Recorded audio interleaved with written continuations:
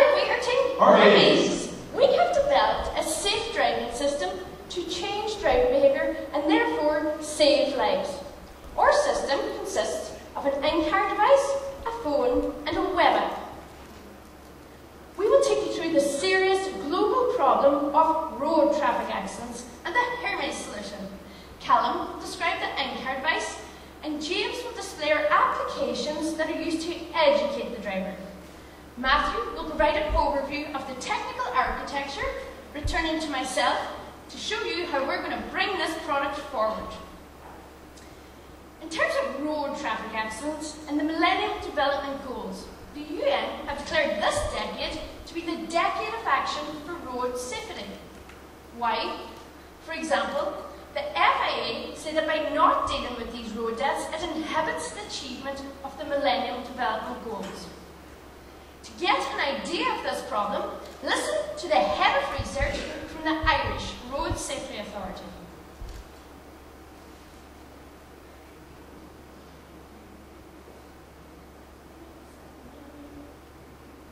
The issue of road traffic conditions is becoming a far more prominent area in the area of public health right across the world.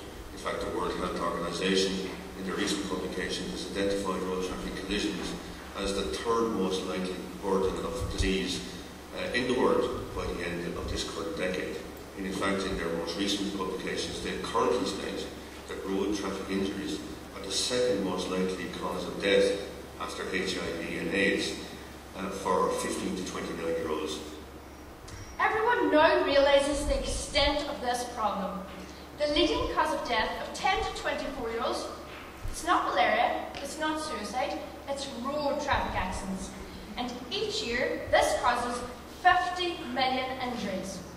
A horrifying 1.2 million people die. And this isn't decreasing. By 2020, this is expected to double to 2.4 million people. Here in New York, there is one traffic accident every 90 seconds. That could be any one of us here. So, this next advert is the extent governments are willing to go to raise public awareness of the problem. Take my eyes off you.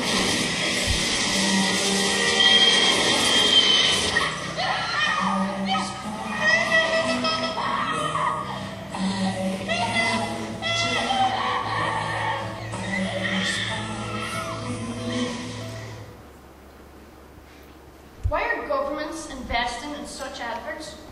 In terms of economic impact, road traffic accidents each year have a financial cost of $520 billion. Our solution is built upon the globally accepted strategy of the Road Safety Authority. Enforcement is carried out by the police. Our solution is built upon the engineering, evaluation and education pillars. We have engineered a solution that evaluates the driver's behaviour and uses that information to educate and make them become a safer driver. Because the Road Safety Authority research has shown that educating drivers reduces the fatalities on the roads. We plug our device into the car.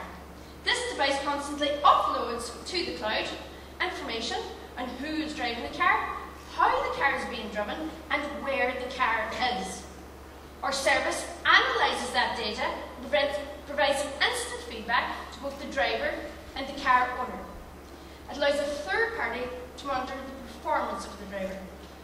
This could be an anxious parent concerned about the safety of their teenager, perhaps to a fleet manager monitoring the driving of his sales staff.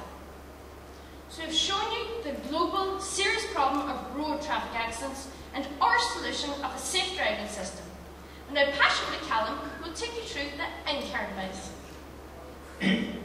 We're going to look at what the Hermes device is, how easy it is to use, how it works, and we're going to see a video of it in action. We have developed this smart device, which can plug into any car built since 2000. As you can see, it just plugs into the diagnostics port of the car. Anyone can do it. Its primary function is to identify if the driver is driving dangerously and give real-time feedback. But secondly, and this is something that has never been done before, it is unique to the Hermes system. It is able to warn drivers of dangerous roads. So what is dangerous driving? Well, indicators include hard braking, acceleration, cornering, and of course, excess speed. This device measures all these indicators. It continuously monitors the speed, throttle position, revs of the engine, and the acceleration, deceleration, and cornering forces on the car. Not alone that, but using RFID key rings that identifies each driver and linking the driver to the data, uploads all to the Azure cloud. To beep or not to beep? That is the question.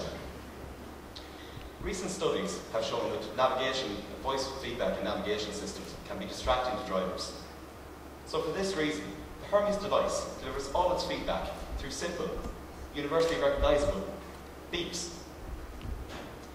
If I am driving erratically, the device gives me a warning, similar to a seatbelt unfastened alarm. This informs me that I am driving outside of safe driving parameters. And not only that, but I know that the car owner or fleet manager has also been alerted. Think about that.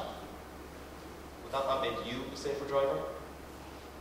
Well, we were actually amazed at the effect this had on drivers when we tested it. They quickly trained themselves to stop the device from beeping, resulting in much better driving. If the car approaches a dangerous road, the device delivers a similar warning, giving the driver invaluable time to prepare. So what is a dangerous road? Well, the Hermes system identifies them through two methods. Firstly, we have an API to allow road safety authorities to add locational data. But secondly, and this is the innovative part, back up on the cloud, James's service, which utilises Bing's spatial data services, finds them itself. If over time a section of road is associated with dangerous driving, then Hermes flags it as dangerous. So now that we know how the system works, let's see it in action. There you go, son, now, drive car. Thanks, Dad. I thought it'd be like spying on me, but instead, it's really useful. Like the way it beeps when I come to a dangerous road. And there's no pressure from the guys who drive hard. I tell them, no way, this black box in my car will go crazy, lad. Here, I'll show you. Tell Dad I was showing him. He's probably got an alert on his phone.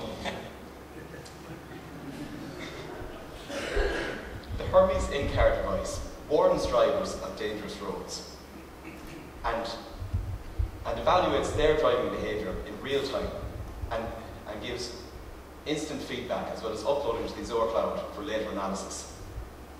Car diagnostics technology allows us to receive real-time information about the car without the use of any external sensors, resulting in a cheap and easily installable device. I'll now pass it on to James, who will take you through the software. So I'm going to show you our applications, how we use them to educate the driver, and how this education is reinforced to the user's experience. So using the Azure platform has allowed us to build 3 powerful apps, 2 phone apps and a web app.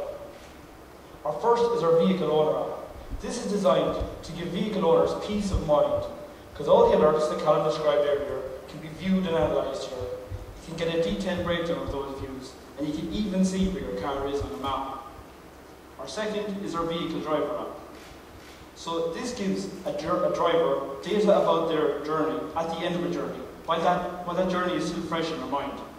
So they can view their scores and get a detailed breakdown of those scores. Now Colin has done some really cool work here, and to avoid distraction while driving, data about a journey is only released when that journey is over, which is signified by the key being turned off in the car. Now I'm going to look at the web app. So some of the features we're going to focus on here are our personal scoring, our focused targeted feedback, and how we use Bing Maps to map driving behaviour. So I'll just go over this screen here. So I'm logged in here as Chris, and he's one of the guys who did some user testing with. So when he logs on, immediately he can see his score, and using this graphic, he can see if the score is getting better or worse. Now research has shown that it's not new drivers, but newly licensed drivers that are the most dangerous. So to avoid this post-license danger period, we show them any dip in their driving performance. We also give that score context by comparing them against the best drivers on the site. We go even further and we enable Chris to see what aspects of his driving are most dangerous. So in his case, it's his rev control. We also show him a tip on how he can improve his driving. Now we got some great feedback on this, and it was this feature especially that the users really liked, because it's a simple to read natural language description of how they can improve an aspect of their driving. And in improving an aspect of their driving, they improve their score. And on the Hermes system, a better score is a safer driver. He can also analyse the journeys. So here we can see that the layout of the dashboard, the layout of the scores is similar to the dashboard, but these scores are specific to this journey. We can also zoom in, and we can see that the journey is colour-coded, depending on his driving behaviour. So when Chris comes along, maybe he wants to analyse this journey with his dad, they can zoom in and see exactly what has caused him such a low score on this section of road. So in this case, it's his speed. So using the tip that we provide, he can work on becoming a safer driver. Now we're also aware that 20% of people have some degree of colour blindness, and we've used a lot of colour in this site. So we've implemented a grayscale theme for the colourblind. So one of the key design goals for Hermes was to develop a super UX. So our system is pervasive. We connect a vehicle owner directly to their vehicle using the Windows mobile phone. So this gives them peace of mind because they know they'll be notified immediately of any abnormal behaviour in any of their vehicles. Our system is also human-centric. Other systems monitor vehicles. We put the focus on the driver. Hermes is built around the user to enhance their personal driving experience. We've used a lot of different design techniques throughout the site, but we've tied them all together with vehicle metaphors. We've also used gamification. So we've given scores to journeys and to drivers. Now initially we were worried that giving scores would somehow incentivize dangerous driving, but we've solved this. We only compared them against the best drivers on the site. And this also introduces an element of competition, which further incentivizes safe driving. Our layout is simple, with a minimal learning curve for new users. And we've also stuck to the principle of progressive discovery, in that we only show complex or detailed data when it's requested by the user. So in summary, Hermes educates the driver. From our focused feedback depending on their personal data, to our simple to read natural language, to how we use gamification, it's all about educating the driver. Matthew will now talk you through the architecture of the system. Now, to look at our design priorities and the architecture we deployed to achieve them. Our priorities are what we called OSM. The system had to be open, scalable, and highly maintainable. So how do we achieve this? We used the layered approach, consisting of loosely coupled components, resulting in a highly maintainable system. At the presentation there, we've used Silverlight. The great advantage here is that we could reuse components from our web app into the phone apps. Communications here is implemented using WCF RESTful services. The key here is that it opened up our presentation there to the wide third-party community. Our logic there is completely built on the Windows Azure platform. This gives us massive scalability and, of course, low startup costs. We store all our data on SQL Azure, and data acquisition is done through the in-car device. So its architecture is based upon a microcontroller running our .NET microframework application. Built around this are components which are widely available and what gives the device its unique, innovative features. In conclusion, Hermes is a system which is open, scalable, and highly maintainable. It's a system built to evolve and expand as the product moves along its life cycle, which Anya will now take you through. What makes this business viable is 4 points. 1, the product itself. 2, the response to the product from the public. 3, the incentive to use it. And 4, our clear vision to bring this product forward. Some of the innovative features of our product is that it focuses on the driver, not the vehicle. It identifies and classifies dangerous roads. Our system is non-proprietary. And the education is focused on the driver's own driving behaviour. consulate where they hosted a reception for Team Hermes. As the response, similar to home, they were really excited about the product. The big question, why would anybody want this in their car? The incentive is cheaper car insurance. This is a quote from a massive American-owned Irish insurance company, and they have said this, they quoted it, they see the value in Hermes. Our roadmap has been structured into 3 stages. We have a clear vision. At stage 1, it's about product adoption. Remember, the more people that use the system, the more lives that will be saved. The challenge is in the route to market. Realistically, have we the capacity to do this? No. So instead, we will wholesale the system to insurance companies, because we have an insurance company interested back in Ireland, and as part of us being here at the Imagine Cup, we were approached this morning by an American insurance company, and we have a meeting with them tomorrow. At the end of stage 1, we'll have a repository of data, and at stage 2, we will license APIs to car manufacturers so they can integrate it as part of their onboard system. At the end of stage 2, we'll have a wider community of users, more lives that will be saved, and more data. At stage 3, that's when we will transition to become a data and software provider. We will sell data and software as a service, because no other system will have this information. The revenue potential, 1% uptake of cars in Ireland would generate $5 million. The same percentage here in the United States, $375 million. Remember, that's 1%. There are 800 million vehicles worldwide. In terms of cost, this prototype is costing us $300. Mass-produced, costed with an expert, we can manufacture for $80. Adding on an additional 50% for wholesale costs.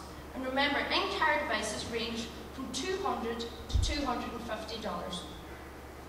So we've taken you through the serious problem of road traffic accidents and our solution. We've seen how the in-car device provides instant feedback to the driver, and how James's owner app allows the owner of the vehicle to have a virtual experience in the car, presence in the car, and how the driver and web app educates and incentivizes to become a safer driver. Matthew has shown how open, scalable and maintainable the whole system is. And we've shown how we're going to bring this product forward.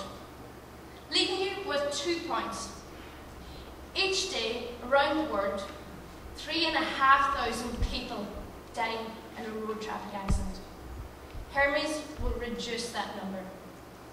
Hermes will save lives!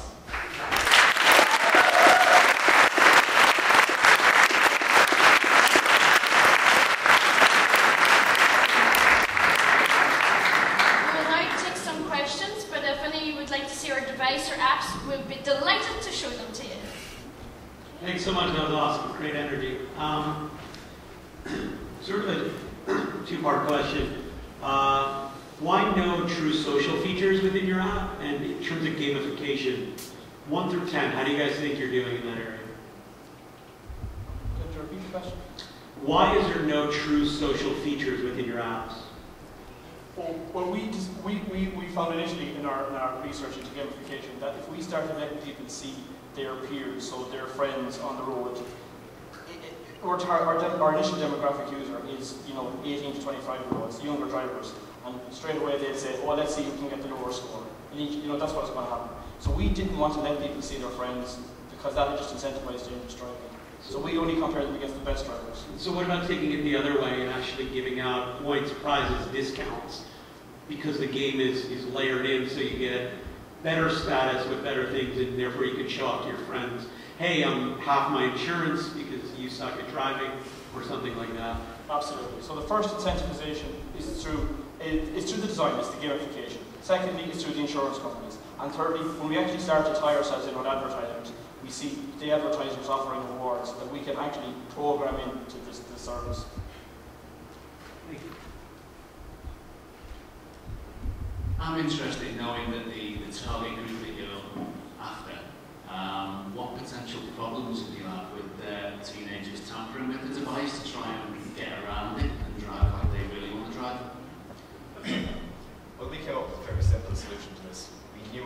problem. So very simply, when the device is unplugged from the car, an SMS is sent to the vehicle owner's phone, and an alert is logged on the system, so that can be seen on the vehicle owner's phone app. They can go in and see on the map where that happened, and they can also see the same thing on the website. That data is also made available to the insurance companies, so they're aware that if the device has been tampered with, your insurance is invalid for that period of time. Thank you. I did notice on the way through that you said the warnings were similar. Do you get a different tone for speeding as for a dangerous road, or is it just a single beep? I wasn't clear on that. What actually happens at the minute is it's two very fast beeps as a warning for dangerous driving that will continue for as long as you are driving badly, and it's a series of 4 beeps if you're coming up to a dangerous road. Thank you. Okay. Have you thought at all about integration with GPS units and the ability then to integrate voice into your system? Yeah, we definitely have thought about that. As Anya was saying, we knew from we realised that we wouldn't be able to push this through, get it into market on our own, so we're looking to partner with device manufacturers such as navigation system manufacturers, car manufacturers, to get into the market and be able to integrate with their systems to bring down the cost of the system even more. You detect dangerous roads in your system. Is that done by analysing static map data or by getting data from a Hermes system that's been driven down that road? Yeah, so we have two ways to identify dangerous roads. We have an API which will allow road safety authorities or government organisations to add any data that they know. So say someone's died on a corner because of the layout of it or something like that, they can go in and add that onto the system. But then the service on the cloud analyses all the data we have, and if there's a concentration of bad driving on a corner, then it gets flagged as dangerous as well. So it's the fact that lots of people brake too late on a particular corner that makes you think that road is dangerous. So you aren't looking at the actual wiggliness of the road, you're looking at how people behave on that part of the road and aggregating that data and pushing back the information. Yeah, and we see as well, once we have more data, what we'd like to be able to do is look at how a driver was driving coming up to, say, a corner. So say if they were driving badly coming up to a corner and they were driving badly through the corner, then it might not be a bad road, it's just a bad driver. Whereas if they were driving well coming up to a corner and then there was a bad section, we'd be able to say more surely that is a bad section of road. And you could feed that back to the road designers and get them to change the camber or improve the surface. Okay, thank you for that answer. So you mentioned, obviously, insurance companies are very interested in this. There's no right or wrong answer, and it's not going to go into our judgment. I'm curious what your reaction to this is. Let's say that they start to use Hermes data to determine premiums that drivers pay. What would your feeling be if they do that? Well, that is where we hope that they go with this. We will make our data available online to them. If they can plug, so we've consulted and we've been talking to the people in the Microsoft data market. And we plan on having data sets available there so that the insurance companies can plug their on-site software directly into our data, and their actuaries can use that to develop the premiums. Because in Europe, legislation has been recently passed where gender can't be used. So they're constantly looking for new forms of ways to profile users or drivers. And we see ourselves being right at the table. Because currently, premium data is correlated to accident history and so on and so forth. But this is behavioral correlation, which can have implications. So you should think long and hard about that a little bit. Curious about how did you manufacture your prototype? The prototype, the casing itself, was done on a 3D printer, and everything that's in it is electronic prototype equipment. So that's the current prototype that we've been working with, and that's our current design prototype for when we go into mass production. So we'd like to be able to bring down the size a lot, and this could just sit on the dash of the car. Would anyone like to see? Yep.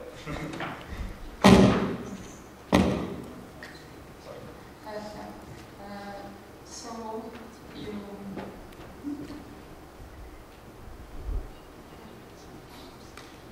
Yes, that's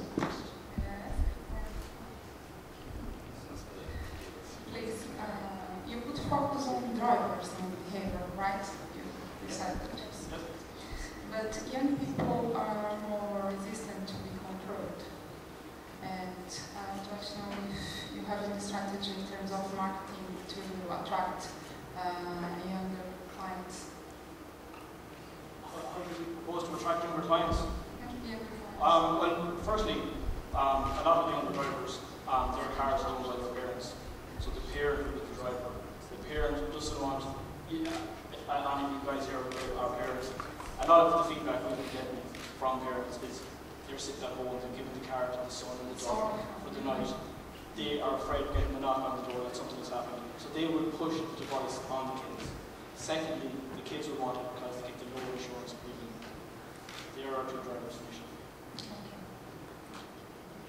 Can I ask, how would this work if someone stole your car with respect to your premium? If they don't plug out the device and you log onto the site, you know where your car is.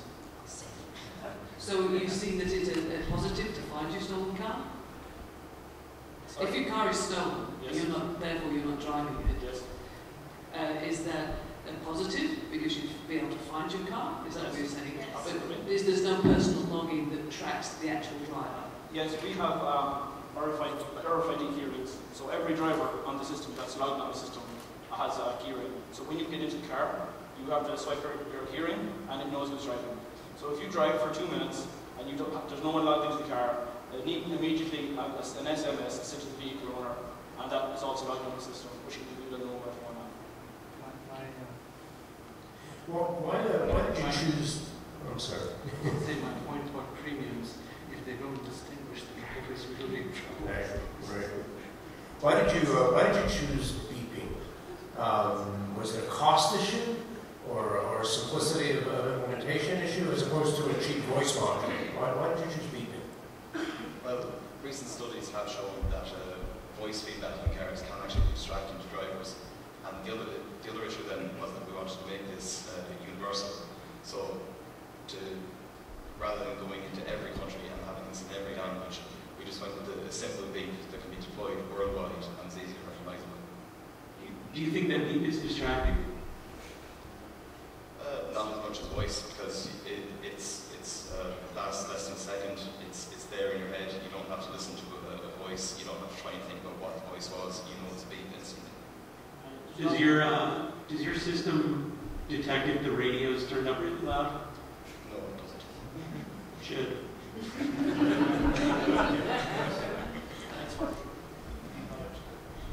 You have a figure of 1% uptake in the generators. Do you have a figure for what percentage of insured drivers are in your target age range? In Ireland, the figure we got from the company was under 200,000. You have 200,000 customers who would really benefit.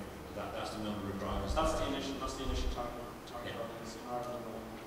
Okay. One more question for me.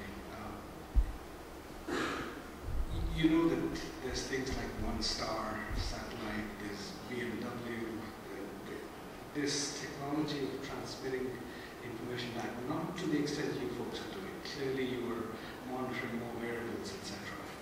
But essentially those systems could start doing what you're doing. So in one sentence, if you could describe what would distinguish your product 5 years from now, when, let's say, BMW starts to offer similar services? Our system is non-proprietary, so it will be available to all the systems, to all cars, so it will be able to become a standard in time, and it won't be divided up between various manufacturers. So you wouldn't mind if BMW picked up your protocol and put it into their cars? We plan on liaison with manufacturers so that we can put our technology in their cars. So if they call us, we'll answer them.